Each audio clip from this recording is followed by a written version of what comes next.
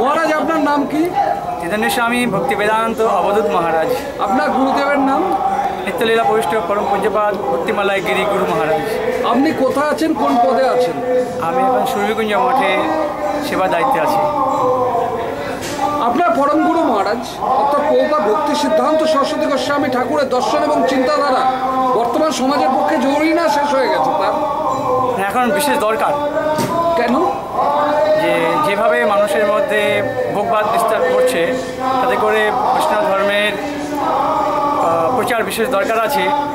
চৈতন্য মহাপ্রভু যে বলেছেন যে মানুষকে শান্তি এবং সুখ দিতে গেলে বর্তমান যুগে তাকে বৈষ্ণব ধর্ম ও ভাগবত কথা বিশেষ করে শ্রবণ করা দরকার।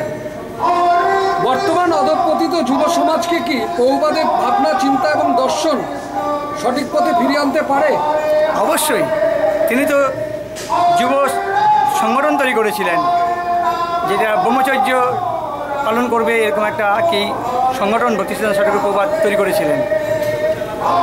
আপনার বর্তমান সন্ন্যাসীবৃন্দ, প্রচারকবৃন্দ এবং আচার্যবৃন্দের কি দরকার আছে প্রভুপাদের নাম গুণকীর্তন প্রচার করার? যদি সারস্বত গৌড়ীয় বৈষ্ণব সংঘের সন্ন্যাসী হয়ে থাকেন, তাহলে তাকে প্রথমেই দরকার ভক্তি সিদ্ধান্ত ঠাকুর প্রভুপাদের কথা পরম উৎসাহের সঙ্গে নির্ভীকভাবে প্রচার করা।